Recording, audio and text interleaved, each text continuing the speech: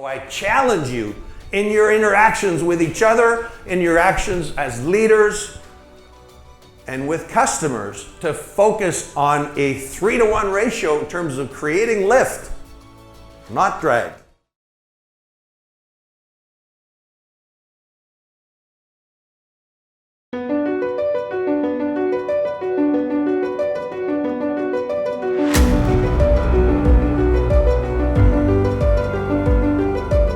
Welcome. You're here to make sure you are positioned for success.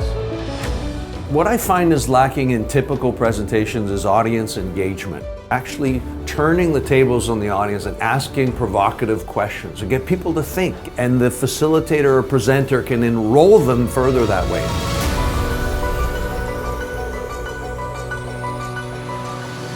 Seven percent of what people learn come from the words that are used.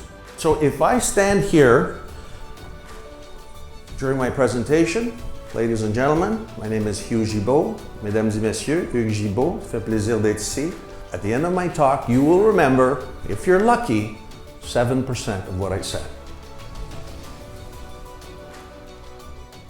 38% of what people learn come from how you say the words.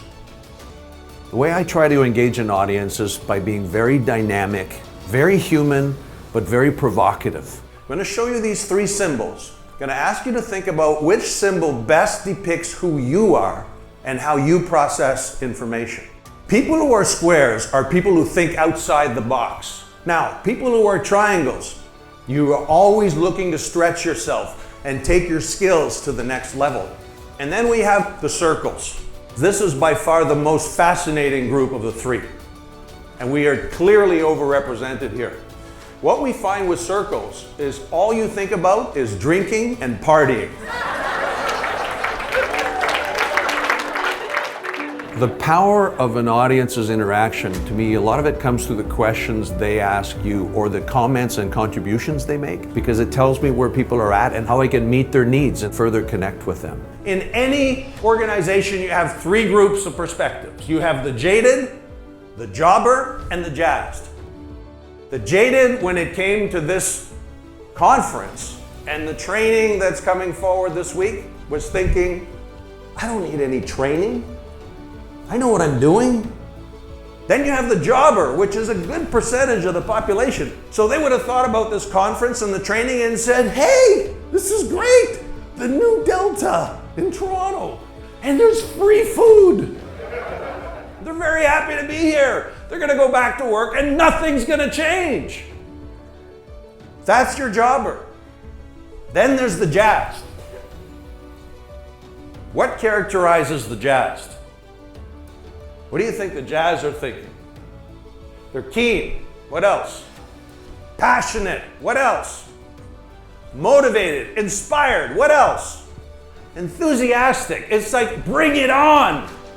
We use simple, practical concepts to connect with people and to enable them to be more skilled in regards to human interaction, whether it be with a colleague, be on a home front, whether it be with customers. Those are life skills, and we build their confidence and their ability to interact more productively with others. Anyone heard of the Losada line?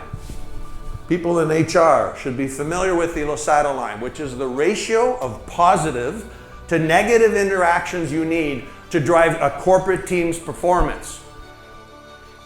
It's close to 3-to-1. For every negative interaction, feedback point, we need 3 positive lifting exercises in order to drive a corporate team's performance. So I challenge you in your interactions with each other, in your actions as leaders, and with customers to focus on a 3-to-1 ratio in terms of creating lift, not drag. The skill sets we are talking about are also life skills. They apply as much at home as they do with customers or colleagues. And so I encourage you to think about your own skill set and think about what you need to do to develop and take yourself to the next level. To enroll, engage, and have an impact with audiences, whether it be associations, whether it be corporate clients, companies and organizations need to win with their members, win with their clients, win with their customers. There's a set of skills that we can help create lift around that will help them get better results and drive performance in those environments.